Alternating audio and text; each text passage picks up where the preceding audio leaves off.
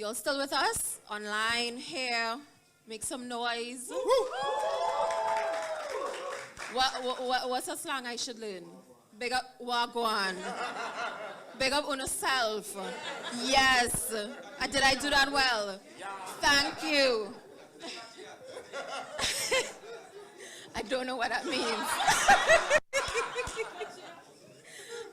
I hope the dancers didn't leave, I think that we need to bring them back to show, how soca. Play some soca for that. Yeah.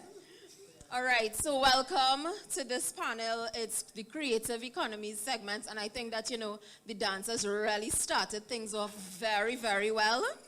On our panel, we have Mr. Owen Blacker Ellis. Woo! I assume you are very popular in Jamaica. I feel so ashamed. He is an educator, writer, motivational speaker, and a performing artist with a career spanning 3 decades on both stage and screen. Founder, director of Ellis International, a successful entertainment, production, and arts management agency, he has led several community-based arts-related projects in Canada and Jamaica, and has worked throughout the Caribbean and in Africa, facilitating workshops and training seminars around diverse topics related to arts and the entertainment, masculinity, sexuality, and gender-based violence. He's the author of 2 books of poetry, co-author of the Parenting Handbook, Men and Their Families, I think that's a big one, right? And wrote a commentary column in The Star for 14 years. Ellis studied theater arts and drama education at the Edna Manley College of the Visual and Performing Arts, social work at the University of the West Indies, and earned a master's degree in environmental studies, majoring in gender, culture, and environments from York University in Canada. Let us definitely welcome Mr. Ellis. Yes. All right, so we're truly looking forward to you kicking our conversation off. All right. Is it Yvonne? Evane, what a lovely name. So we have Evane Walters. Evane Walters is a creative and social entrepreneur, theater director, producer, 4-time pitch competition finalist, and winner as well as the Chevening Scholar. She is a graduate of the Edna Manley College's School of Drama and holds an MA in Creative and Cultural Entrepreneurship from Goldsmiths University in London. Evane is the founder and managing director of Attribute, an arts education company focused on integrating drama into the high school's core curriculum to provide an interactive and participatory way of learning. She's also passionate about building the creative and cultural industries in Jamaica through the education and support of creative and cultural entrepreneurs. Let's welcome Evane Walters. Right. And last but certainly not least is Mr. Rayon McLean.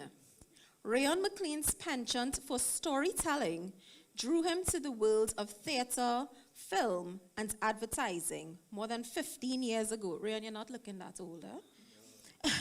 His fascination with the industry has kept him there. Today, he has found a home for his vast array of global experience, leading a team of cutting-edge Caribbean content creators at The Lab. And you'll tell us more about that just now. Always exploring novel ways to fuse innovation and authenticity. In 2020, he conceptualized and spearheaded a Google project that captured the poignant stories of the Windrush generation at the time when their legacy was under threat. A true team leader, Rayon enjoys collaboration and collective creation. Rayon is also an award-winning theater maker who has created work in the United Kingdom, Denmark, and North America. Rayon is a sound, brand, and content strategist who has worked for celebrated agencies such as Leo Burnett in London. He is a 2017 Chevening Scholar and a PM Youth Awardee. So let's welcome Rayon.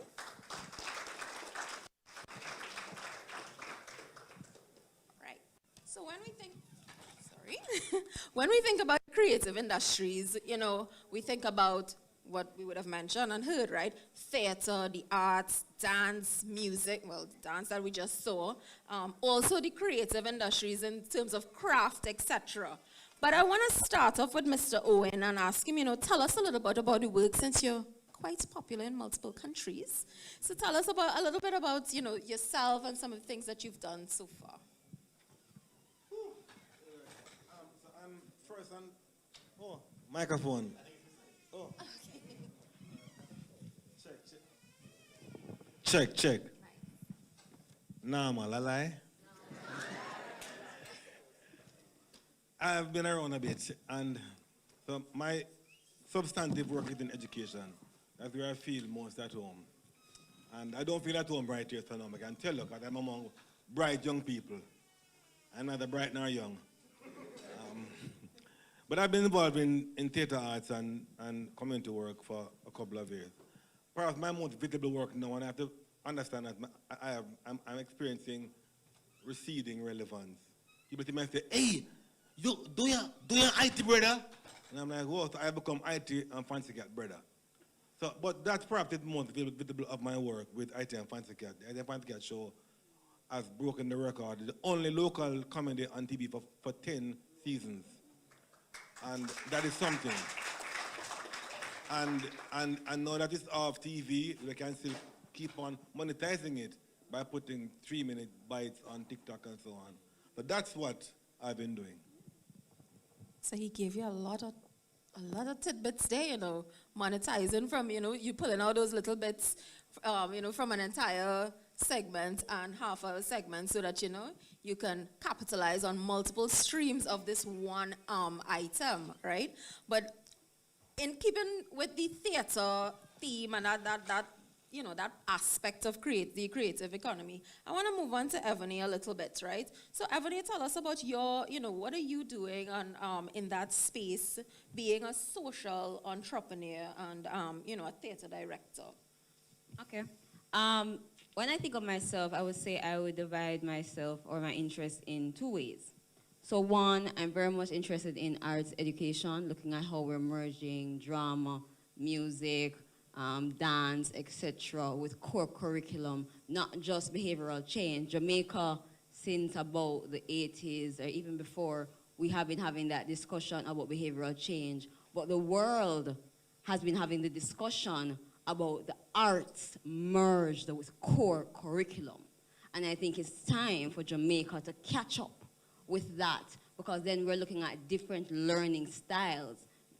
Let's be real, all of us in one class, we don't learn the same.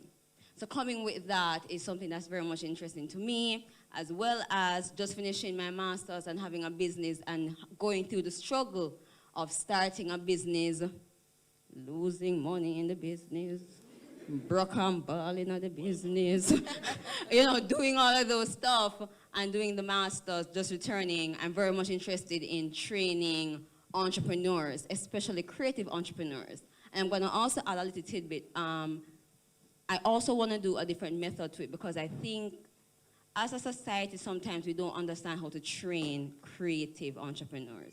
Our process is different from someone who studied business. We are a little bit more messy, a little bit more expressive. And I think the methods we're using to train creative entrepreneurs can be refined a little bit more, which is something as well I'm interested in doing, returning. Yes. And that's me. Excellent. So welcome to the world of business. It's not all bells and whistles, right? So Rayon, she's talking about the different styles of content creation and teaching that and everything, part of content creation has to do with the content creator, right? So it's not just about I'm learning how to post on TikTok, or I'm learning how to, develop ads, right? It has to do with a mindset and how you are as a person, because there's not one size fits all in content creation, right? So tell us a little bit about your lab and how you deal with content creators or creation on your end. All right, thanks for having me again. Let me be clear. At the lab, I'm just an employee. That's my 9 to 5. I'm the head of content at the lab, which is arguably Caribbean's leading advertising and content agency. That affords me the opportunity to work with some of the biggest brands in the region. But at my core, I like to think of myself as an architect, like a story architect. Right. And because I think the biggest need, one of the biggest human needs, I guess, I'm not trying to compare it to food and water, but I think it's a need for story and a need for identity. And whether it's a brand story, when we don't know why we love Nike that much, or we don't know why we love all of these big brands so much, it's the story behind these brands and the story they have sold us. Why do we love influencers so much? We're bought into their Instagram stories, literally. The last project I was able to work on was called Pitchy Patchy. Oh, people know about Pitchy Patchy? Okay, cool. So Pitchy Patchy was, it gave me an opportunity to bring both worlds together, marketing and influencer marketing, and my passion for theater. So I had half like thespians, actors, and half influencers in the same space. So it was a 360 experience online and in the theater. And that's a good indicator of where I am in my headspace right now, is just that intersection of marketing and content marketing and theater. Yeah. So you still, create content, and you still try to appeal to, using your storytelling, you're appealing to the senses, right, of your listeners, your audience, all 5 senses, because, that is how we get people to feel connected and buy into what we're selling. Yes. Right? So good job. And continue that. In terms of opportunities for creatives, so here we can see, don't get vexed with my right, but we can see a little disparity, a little difference in when certain people on my right may have started and then when you all would have started. So in terms of, opportunities that were available for creatives in Jamaica when you would have started to now, have you seen a difference? And, what do you think about some of the new initiatives that may be available and some of the things that you can share with our young people that are available in terms of opportunities for creatives? The opportunities are very, very, very available, and they're in your hands. Because in my time, I had to walk to a library to borrow a book. Now you can go to click and read a book online. And the same way, I had to go find a studio and try and, everybody can stay in their bedroom and build rhythms. Yeah. And stay on them veranda and go online and become an influencer. Influencing who for what is a whole different matter. But yeah. It is, yes. In multiple forms. I mean, you have your phone, tablet, laptop, computer, everything. Avani, I want you to tell me a little bit about, opportunities for creators, especially in the space of the arts and education, because that's the space that you're operating in. Are there anything special that's available for persons in Jamaica?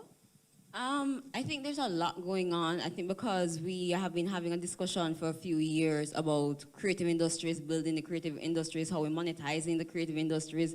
We keep hearing our government and associations have those discussions. I know why you guys are laughing, but yes. One of the places I would say, if you're looking at opportunities and you want to know what's going on, I always direct persons to Kingston Creative. I swear I think I'm an employee. I am not an employee of the organization. But the truth is, yes.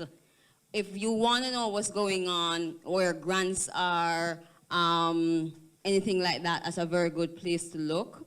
In regards to opportunities, I will definitely say link with an association if your industry has one. I know that's one of our weaknesses that we're working on Some of us, we don't have a strong association, but for example, music has a good one. Connect with them, for example. And what else? What opportunities am I missing? I also noticed that the ministry, Jamaica Creative, launched an internship recently.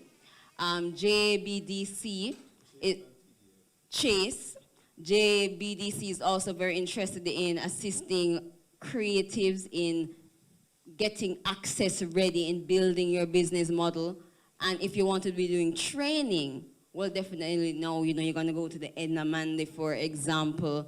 And I would say definitely find a mentor. If you're looking at opportunities, find a mentor to assist with that. All right, very good. And Rayon, I know that your passion is in storytelling, right?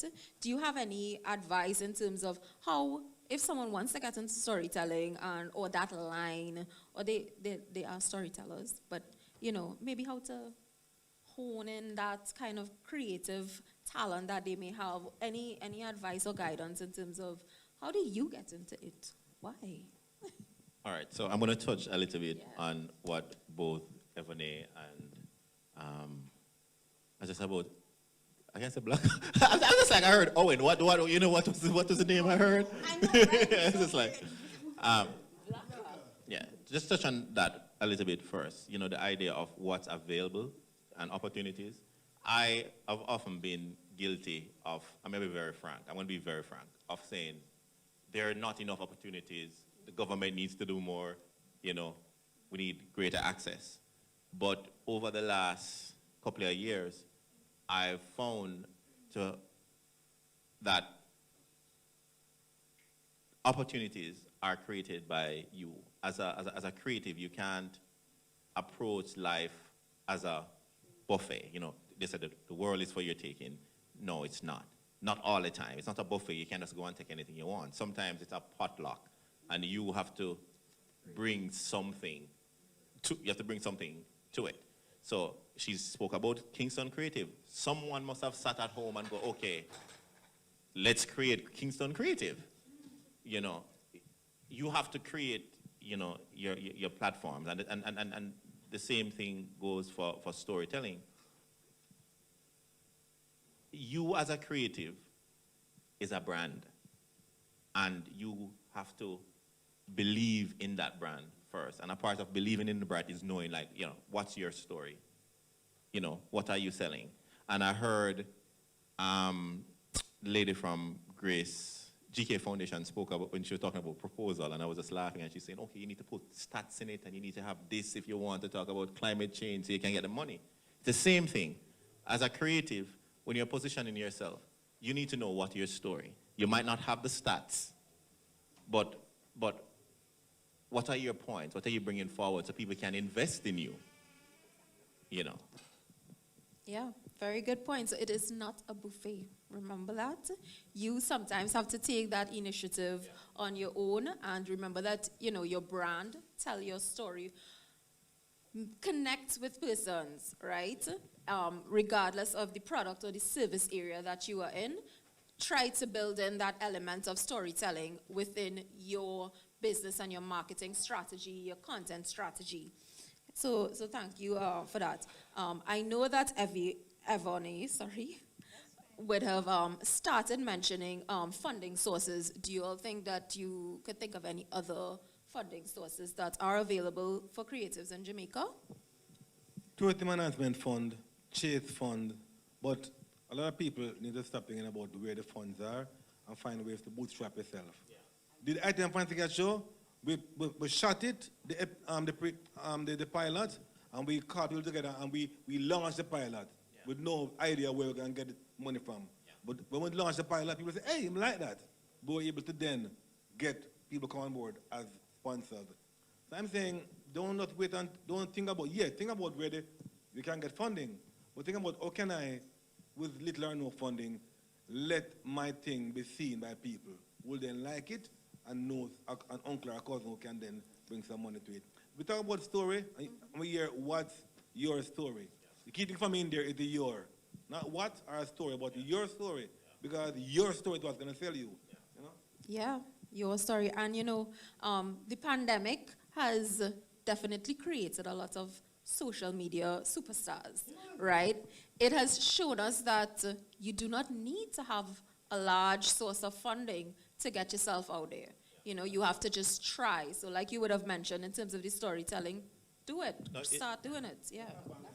Yeah, it just has to do with access and capital. Because capital, you know, when you think about funding, we think about the cash.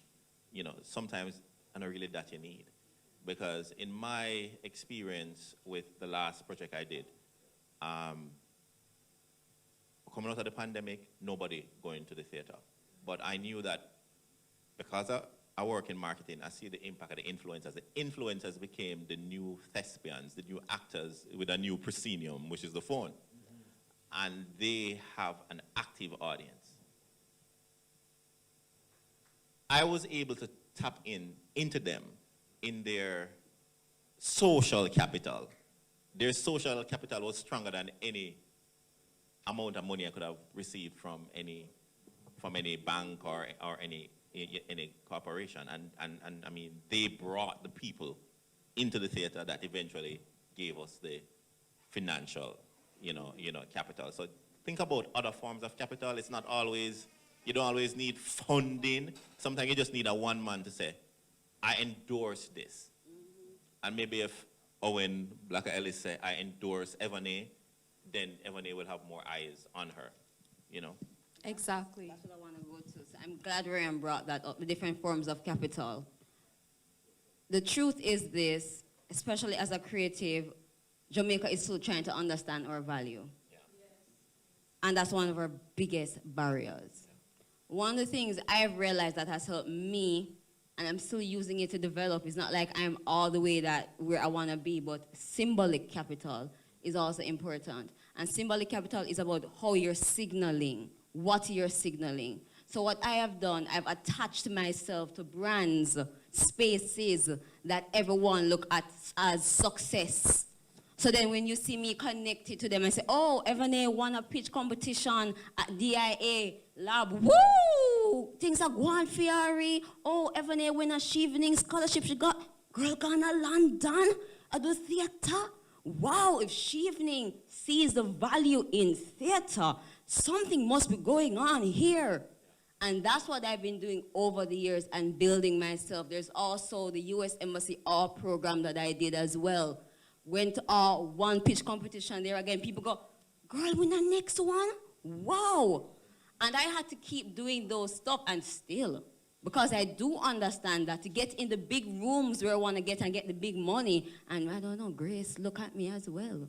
You know, when I apply to Grace for them nice grant, all of these things on it actually helps as well. So I want to encourage you to find the spaces and use your network that will allow you to tie yourself to these platforms that persons already deem as successful. Sure.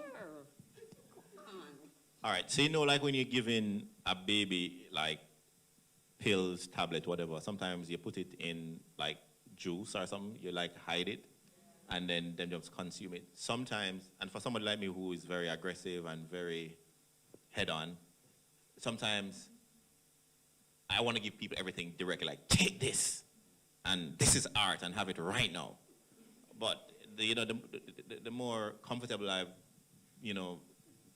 I've gotten, I've learned that, the age, you have to find ways of delivering the same product in different ways, and so I realized that in because I work in advertising, I could, on any given day, I may be presenting to Michael Leachin, or I might be presenting to the head of Grace, or all of these people, because of advertising and brand strategy. My theater or my film doesn't really get me into those doors so quickly. So I had to find a way to be like, okay, I'm here and I'm presenting this, but before you come out of the door, but also, so you have to find a way, to always show what you have.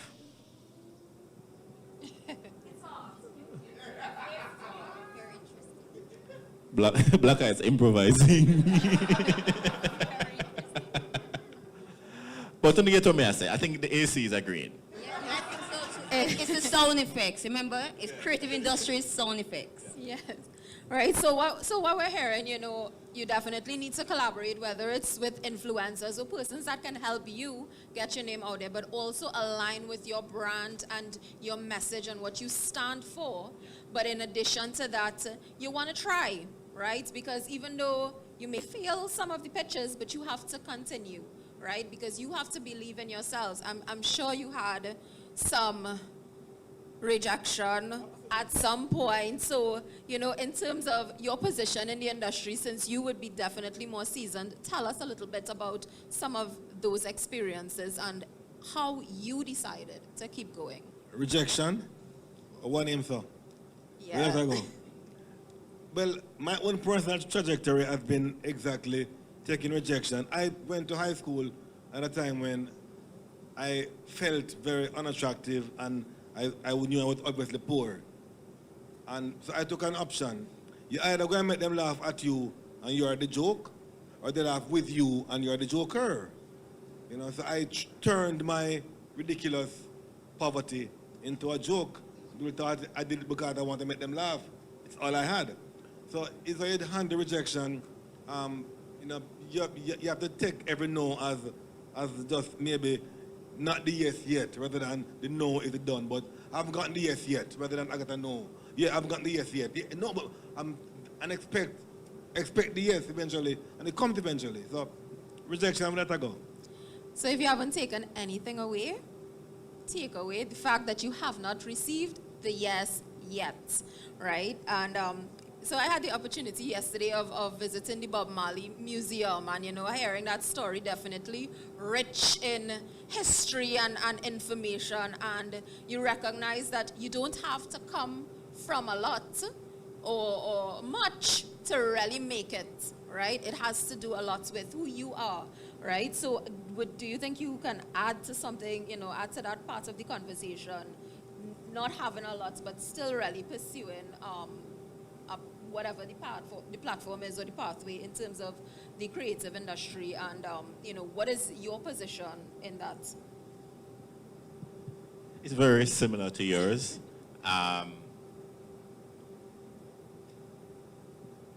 When you get no's, and I'll use the Shevening Scholarship as an example, because since we're both Shevening scholars, prior to my application for Shevening, I was told that, listen, this scholarship is for attorneys. And if you looked at the history of the scholarship, they were just giving this to attorneys and journalists. And I kind of had what you call an inferiority complex surrounding my intellect, because I went to a particular high school that would say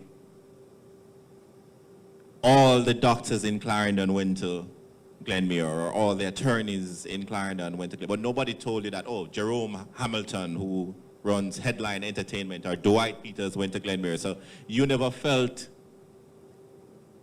valued or value in what you are. And, when I was leaving high school, all my teachers were disappointed that I didn't study law. And I felt a lot of doors were closed on me because I wanted to do something creative. But when I went to that scholarship interview, I made a promise to myself that I'm not leaving without it, because I am as deserving of it as any lawyer, any doctor. My contribution to the country and to the economy is as strong. And ever since I believe that and walk with that kind of sense of self and value, my life has been totally different. I'm not being arrogant about it, but my earning on any given month sometimes surpasses what doctors earn.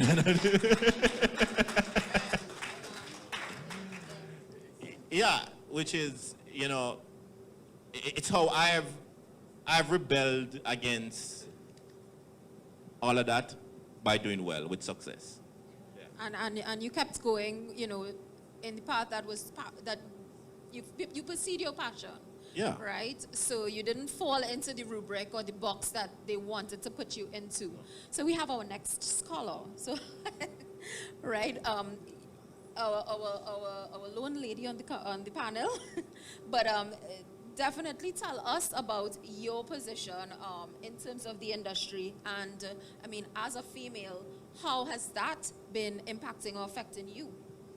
My position when it comes on to the creative is that I believe that we will grow through merging with other industries. That's where I believe we'll grow, as well as through entrepreneurship. So that's why I look at arts and education. So that's my position. And I also will encourage other persons to look at how the arts can merge with other industries in order to create new services and new products. That's how we will grow. My other position is that, or what I'm doing is, or should I say what I was doing before I left, we were trying to get the Theatre Association started back. So that is a support system to theatre persons who want to, whether you're artist, whether you're entrepreneur, whatever it is, administrator. So that's something I am back and I'm hoping to get back on and see if we can get that established, especially since Jamaica is now developing our creative economy policy. And a part of it is that they're having discussions about associations and the role of the association. So if theatre don't have an association, well, we get left behind. And that's problematic. Yeah, and if you look at the slide above our heads, the elements are all there for the ecosystem. Yeah. But there's no organization there for theatre artists or comedians or influencers. So until they get together and create an organization, you want out there fight. It's true. Yeah. All right. So this is a graphic of the Jamaica, the creative ecosystem in Jamaica. All right. Any particular part that you all want to single out that you want to? I think there is a part. Yeah. I'm not seeing JAFTA. I'm not in JAFTA, but I think JAFTA, which is the Jamaica Association of Film and Television, I don't want to say the wrong thing, but they're not there, but they're probably the most resilient, in my opinion, right now, because basically filmmakers and television, producers and stuff have come together and they have found funding, they have their own competitions, they have monthly meetings, they send people to different training sessions abroad. So I think they're active. But there's no ecosystem really, bro, because although the elements are all there, there's no coordination, there's no connection. Everybody, all the elements are there.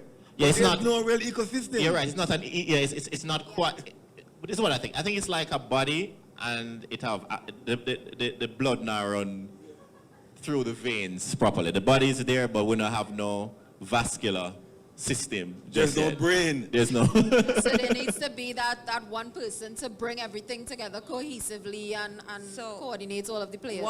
Government, maybe? I'd add to that what has been, there's a group right now, the Creative and CCI group, can't remember our full name, Creative and Cultural Industries, I don't want to say association, but there's a group that has come together now where all the associations are trying to be under so that everyone can have a talk, because it doesn't make any sense one association over there trying to do A, then you over there trying to do A, then you over there trying to do A. Really and truly we're not growing. We're just repeating the same cycle over and over and over. So through that body, we're trying to see how best we can get the blood flowing. Yeah.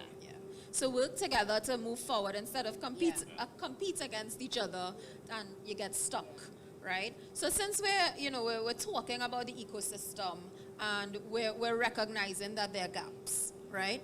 What do you think is the future of entertainment? I mean, we're seeing the onset of augmented reality for, and these kinds of different integrating technology into entertainment. What do you think the future of entertainment looks like?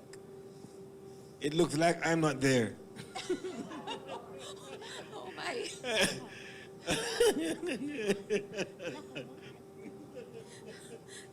It looks like I'm going to say, Alexa, Alexa, give me Ryan.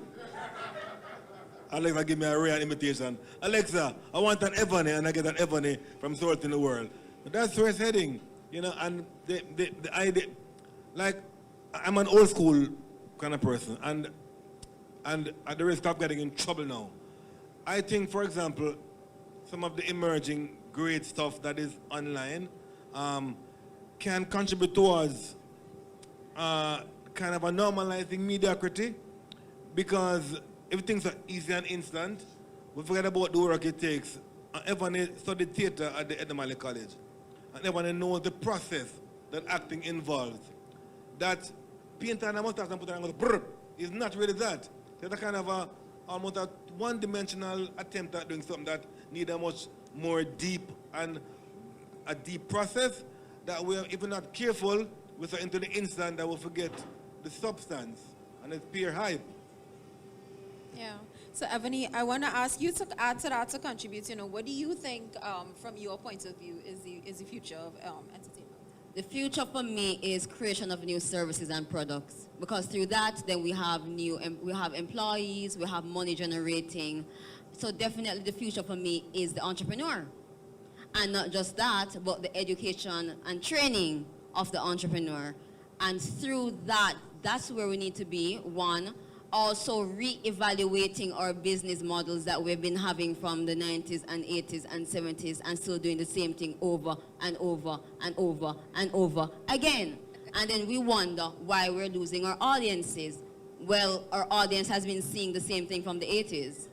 So those are some of the tough questions that we have to look at and work through for the future. But I believe once we do that, like seriously do that, we can make serious changes and we can seriously grow. Yeah.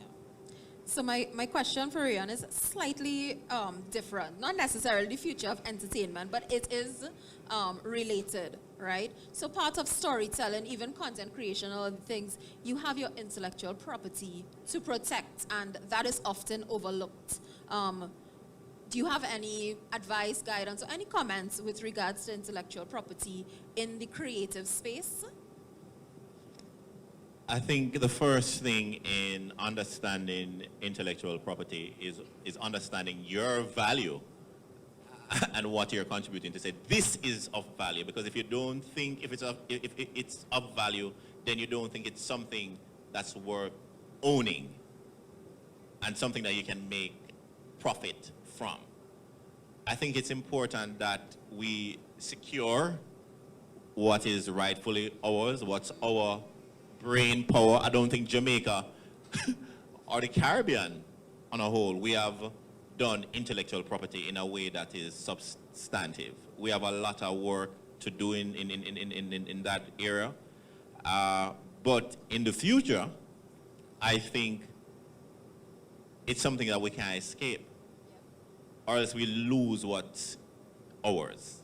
Exactly, and we're seeing a lot of examples in terms of, you know, instruments and different things, even in film production, things that were created within the Caribbean, and we're losing it because of the fact that, you know, we're maybe not investing in IP as much. In Trinidad, we're seeing a lot more persons expressing interest and trying to build it into their business process or incorporate it from the beginning, but it has been something that has been lacking from the onset, you know, from when you would have started, was intellectual property and that protection, was that huge? No, it wasn't a thing then. Yeah. But no, we learned that you have to, first of all, if you're performing and creating, you have to be careful that that what you're doing is your story, and therefore you credit the author of origin if it's not yours, and if it's yours, you make a point of branding your stuff, that everybody knows that it's mine. Exactly. You don't want to lose all of the money that you made before you even able to spend it because somebody's coming to sue you for, you know, yeah. Anybody wanted to contribute to that? Are we good? All right. So our final question before we take some questions from the audience. What can youth do, and where can they go to begin their journey for work or entrepreneurship within the creative industry, etc.? I know some of it would have been touched on in terms of internships and so on, but you know, what about for persons who are in country and they may not have the availability or accessibility to certain things. What are your thoughts on in terms of opportunities that are available to the youth in this sector? It's very easy. Wherever you are in Jamaica, you have access to things like festival. And if it does nothing else, it gets a chance to be seen. So be seen, enter competition. Enter JCDC, enter Rising Star, enter Dancing Dynamite, enter the karaoke thing. Be seen. Because that's the beginning of building up a fan base, really. Somebody know you. And that is, so just do good works and make it visible. Yeah, Rian? If you want to learn to bark, you can't be hanging with cats. Go and find a dog. And that's how I lived my life. Like, I knew what I wanted, and I saw all the people who were older than I was at the time, and I looked at them, and if them go so, me go so. When they moved, I moved. Mimicry. Sometimes you have to do some form of mimicry until you have generated your own battery inside of you, where you can do your own thing. So find people who are doing what you want to do and learn. That's a good, very, very good point, and then because of social media, you're now open to international groups and those other platforms that allows you to do that. So you're not just limited to learning what's happening in Jamaica, but you're now open to the rest of the world, all right? Ebony, we'll close off with you. For you and all right. So what can youth do and where can they go to begin their journey for work or entrepreneurship within the creative industry? Okay, awesome. Again, feel like an employee, and I'm not an employee of this organization with Kingston Creative. I would definitely say check them out. They have different training programs from entrepreneurship to also as a creative. For example, they just had a travel grant that they just gave that a creative went to Mexico and the next one went to another country, and I thought that was so wonderful. I would definitely say, of course, go to Edna Manley, get your training, but most importantly, network. Like you're here right now, make sure you're collecting information because that's how you're gonna learn about things. That my WhatsApp pop up and I'm like, oh, this new program in Africa, hype, we're gonna apply. That's how you know what opportunities, and a lot of times so they're for youths. Stop at 29. Some of them I can't apply for again. So now is the time when you're this young. There's so many opportunities to grab on to just ensure that you're plugged in these different spaces.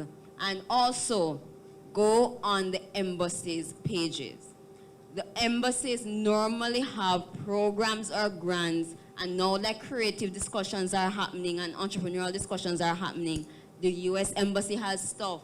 The British Council have stuff. Right now, I'm a project manager, one of the project managers for a writing program for the British Council with the Royal Court. Edna Manley is a local partner. Barbados and Trinidad is a part of it. And we're now training 12 writers. But if you're not on these sites and keep checking and checking and checking, you're going to miss you. So that's what I would advise you to do. Stay plugged in. Investigate like a journalist. You have to invest in yourself as well, because let's say an iPhone 12 or 13, it costs you like maybe 1,000 something US dollars. There are so many people in their 20s that may say I see people in their 20s with iPhone 13s. I couldn't purchase that in my 20s. I was using my money, saving it up to travel to a workshop in London or somewhere. You have to invest yourself and spend your money wisely, because you don't just wake up and become. You have to invest in yourself. Yep, invest in yourself. All right, so we're now going to open the floor to any questions.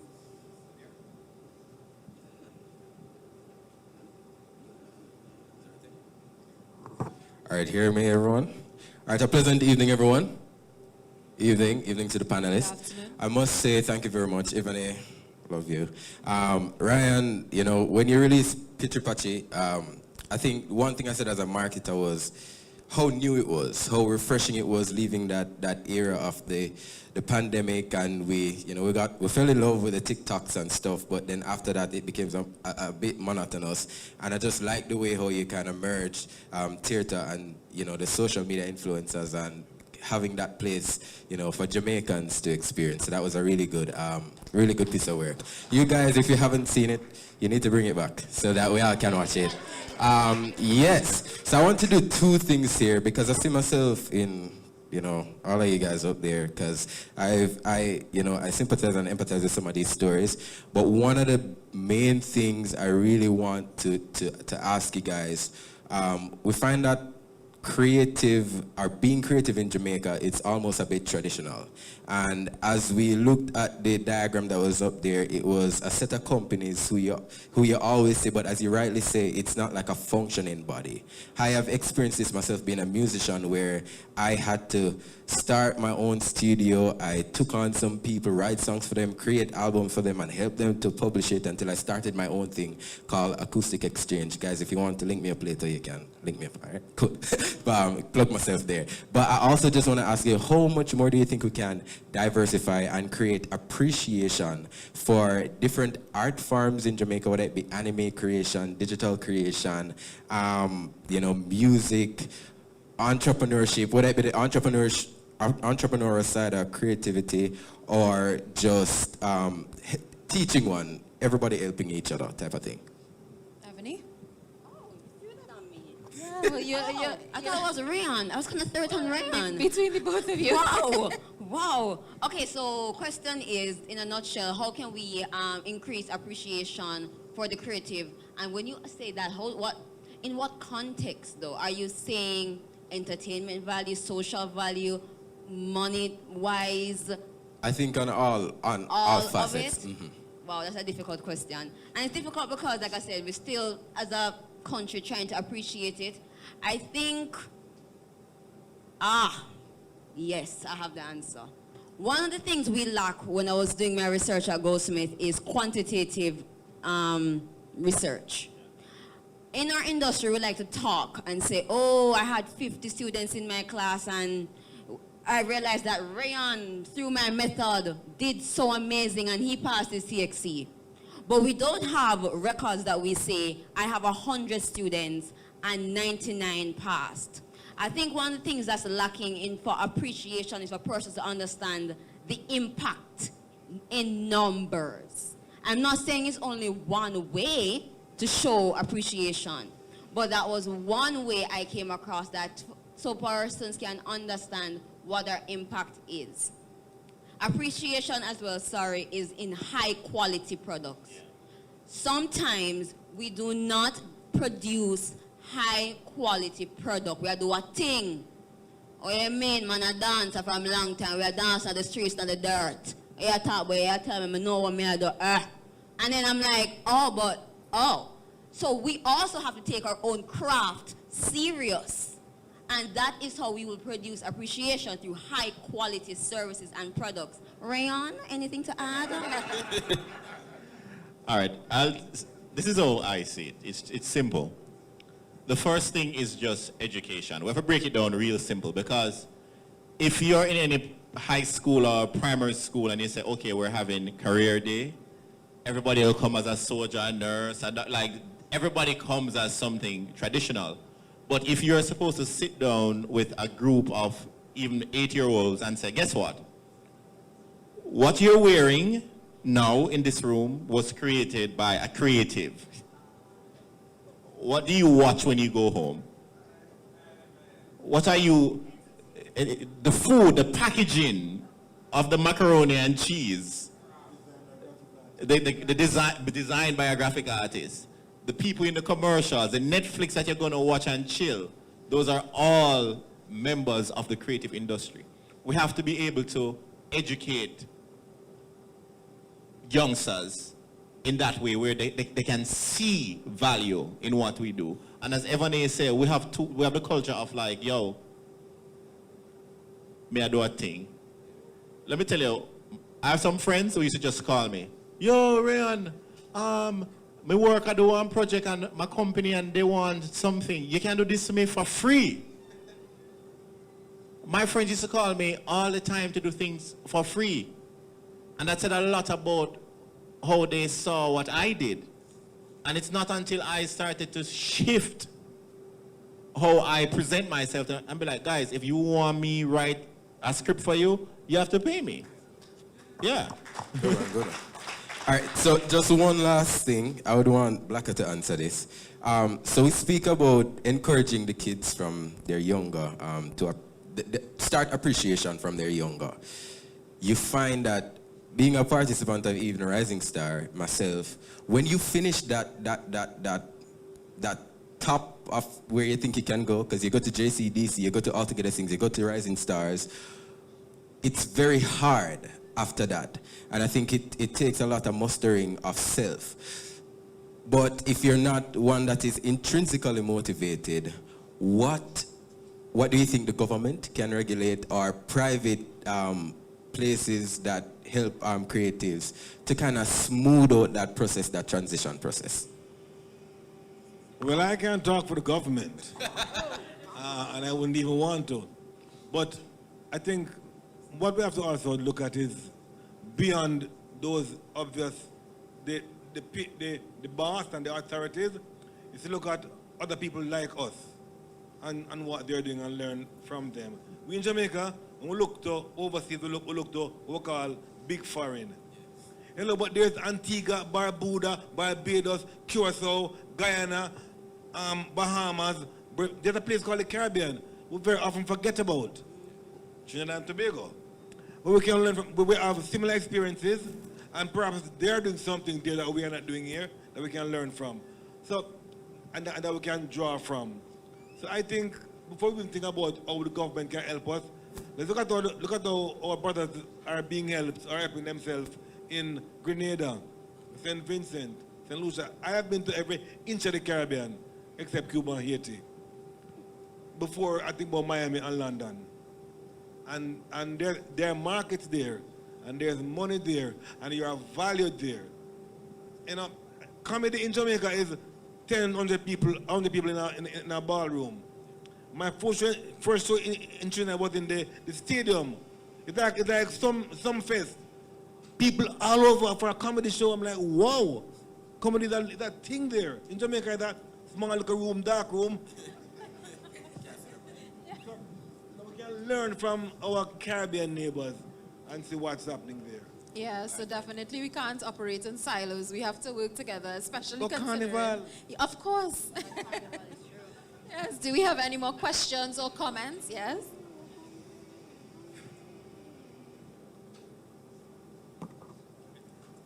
Good evening, everyone. My name is Kevin Pinnock. I'm representing the Liontown Police Youth Club. Throughout the discussion, I noticed there's a big trend and disagreement, in a sense, between traditional arts and newer arts. Because as a person, I'm not considering myself a creative, but I'm a consumer of the content. But with my perspective, growing up, I never consumed much Jamaican-focused content. It was always more imports. Because now I can say to myself that on this that I have here is mostly Netflix, anime, manga. There is nothing really Jamaican-focused that I can say that, hey, I know this Jamaican artist that drew this comic, or this Jamaican artist that did this story or anything like that. It's mostly through school, where I read like one literature novel or something like that. So in essence, I'm asking, locally, what can we do to promote what we have? And in a sense, because I noticed that you mentioned a lot about your pilot programs and JCDC and Altogether Sing and some fest and stuff like that, but we also need to embrace the YouTube, the TikTok to reach the world itself as well, because not everyone is going to jump on TV and get a chance when Anthony tells us you can't sing, so you go home. But it's like, it's this weird dichotomy between the two sides, because listening to you guys, I am impressed with what you've done, but as a newer person trying to look at this from how I'm experiencing through the TV and through the tablet, I'm like, but it's unfair for you to say that, hey, don't buy the iPhone, but with the iPhone I can do TikTok and YouTube with a good camera, but I'm not going to have the chance to spread the word without the iPhone. So it's kind of like looking at it from all those sides. No, you can. Just to address the iPhone thing, I can buy an iPhone now because I invested in myself to get the right training. Fair enough. that can make me more marketable. Okay. And to touch on the Netflix thing, like use Nigeria and South Africa, for example. If you go on Netflix now, you see a lot of projects from Nigeria and a lot of projects from South Africa, which means these countries, they're getting their content. Yeah, but they started on YouTube, because when you're watching Nollywood TV and their pictures, because my mom is a big fan of those things. Yeah. It's always through the YouTube part. No, one, part agreed. two, No. I'm agreeing with you. There's a point in our culture and history when we actually were ahead of them, or maybe even on the same length. Because if you look back, you look Oliver Abroad, Aston Cook, all of these people were doing content. Listen, content is not a new thing. No, it's not. I know It's not a new thing.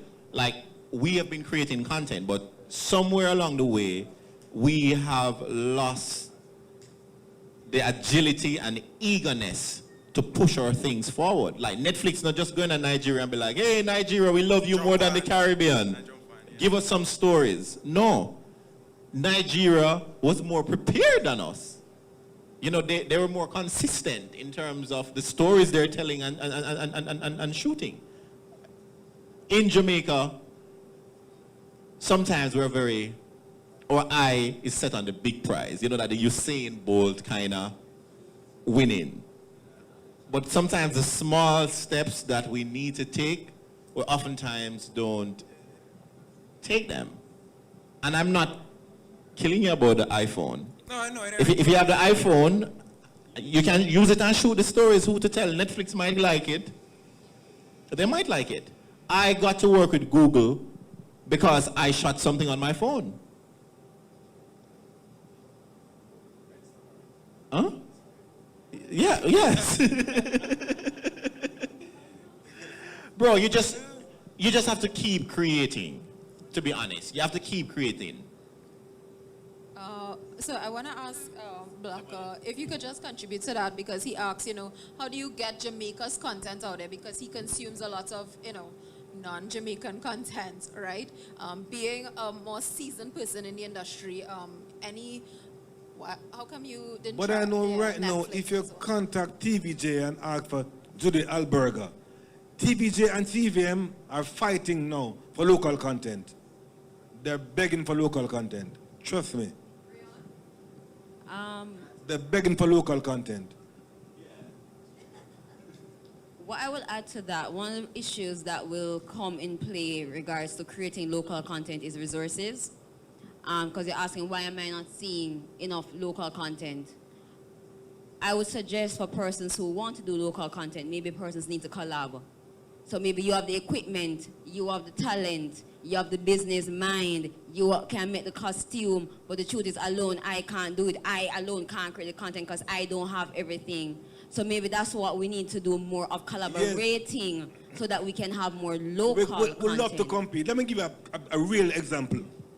I tell Pansicat show, when we reached about season 4, I was doing most of the writing, right? Season 4, something like called Blacker, the writing poor. I agree. Sometimes it's messy, right? And I'm like, okay. I called every Jamaican writer I know and said, we're on TV, we have secured sponsorship, but the writing needs some help. Can you help me? Most of them say, I have some stuff, but I wanted to put it on for myself. We were already on. Would I pay you? You like get your name on the thing? But them want it for themselves. They had no outlet, but they want to hold it on the same way. And that's how we are in Jamaica. We're not collaborating. If you look at Noah, Trevor Noah, him sound funny and great. Him have a list of writers, and him alone. But we in this thing where every singer want to be singer, writer, producer, arranger, choreographer. Collaborate. My strength is writing. I can write and you go there and think. Do you think that's the problem with that is, right, when you say that you want to write, compose and stuff like that?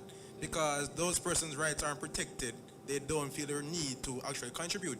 Because if I give you the song and the composition, and then you sing the song and do everything, and then it's only your name out there, and then I lose. I think that's you the lose issue. the money, but me I get the pay. I bring it for shooting about what? Nobody know about it, but me I get the money. She I get the fame. I don't care. I'm getting cash. Well, not only that, Blacker, we're in a space now, we're talking about IP. If you're a writer, Copyright your work. That's what I'm saying. Copyright your work and collab. I think that's the issue, that people aren't copywriting or having insurances in that sense going And I into the agree with situation. So I'm going to be like, hey, I wrote this story and I want it to be adapted as a certain way.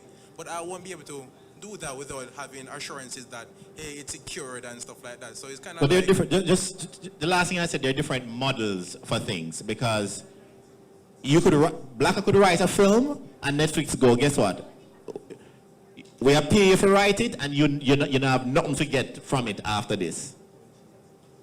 That is one model. That's his agreement. Yeah. Or he could do it and get royalties from it. So it's different. It's just that from an IP standpoint, our creative industry is not that mature. We're young. So it has a lot to do with the mindset as well, and that person's openness to work together with somebody else, right? Because when you keep the idea to yourself, then you're not making any money, nobody else is making any money. So is it that you want 1% of 100 or 0% of nothing, right? So it's either going to get some or nothing at all, right? But what I wanted to ask you, the panel, based on this discussion, for the content that exists, especially for Mr. Blacker here, who has content, and even for you, Rayon, how do you market that? If you have any strategies to get that outside of Jamaica, any suggestions, right? Because Netflix says, okay, send me stories. What is preventing you from doing that? Or have you done it? Nothing is preventing, yeah. Nothing is preventing you from doing that. We actually have more access than we think we do. There's a young man that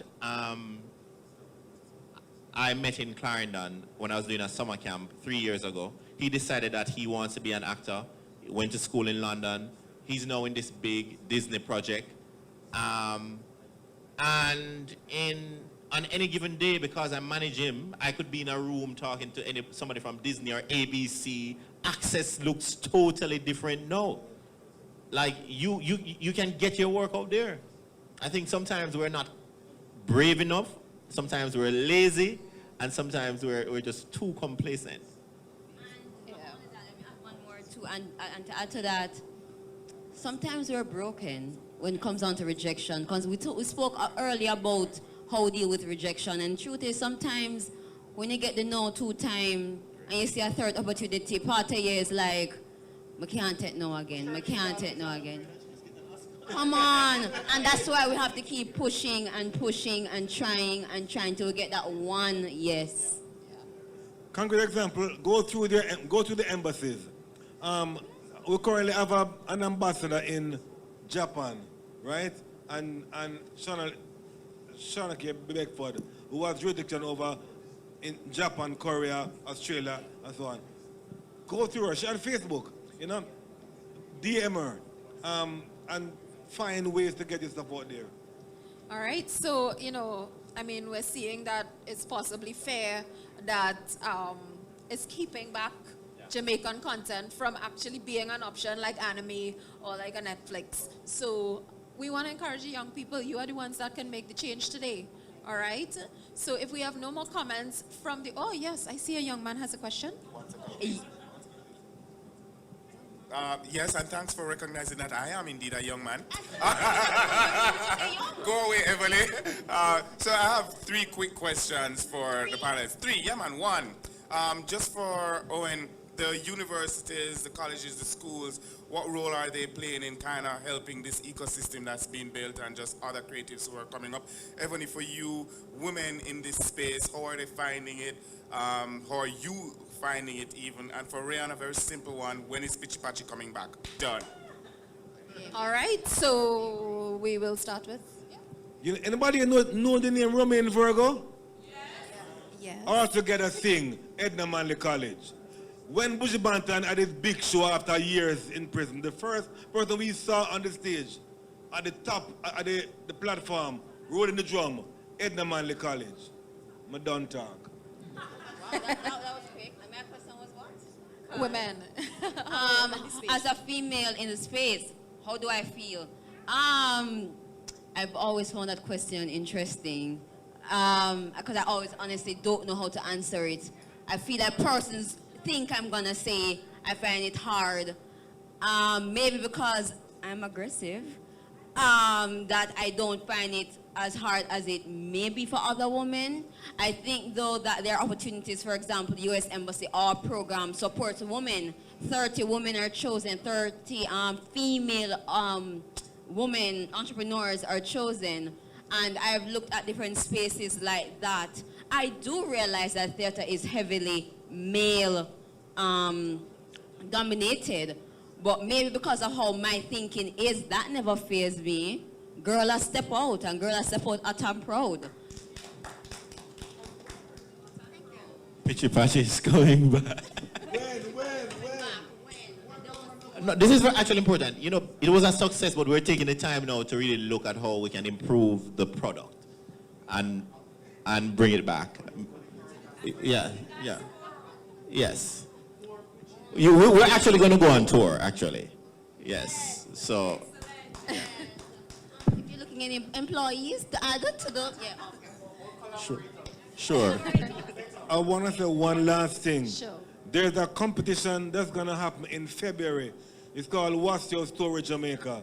You just have to shoot yourself on your phone or audio telling a story between 5 and 8 minutes. It must be a true story. And you could win $1 million. All right. So What's Your Story Jamaica? What's your story, Jamaica? All right. So, yeah, interesting stuff. Just before we wrap up, I want to ask the panel, think about it. You have...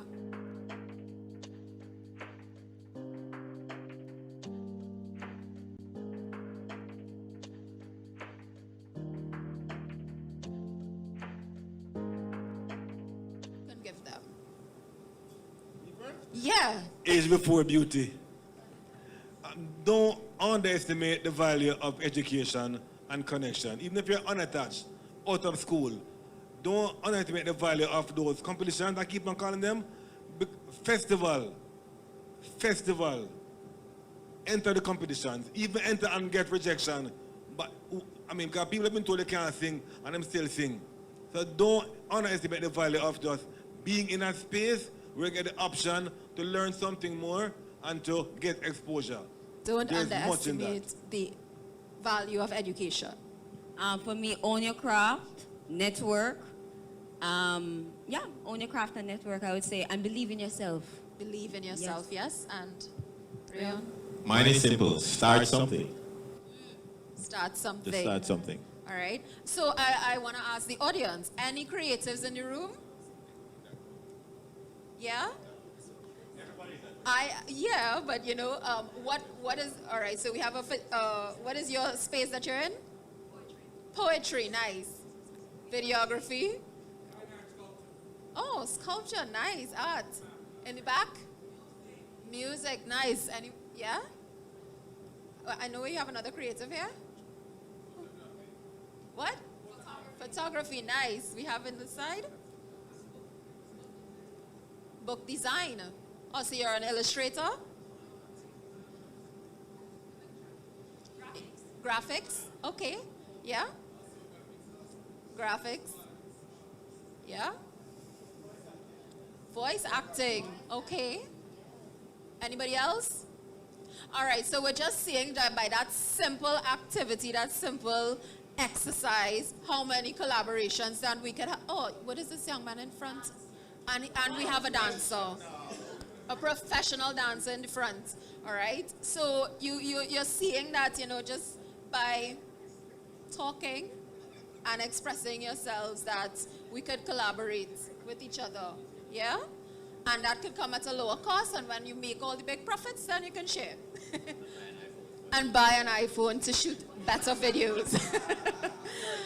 iPhone 13 specifically. So thank you very much, panel. It was a pleasure.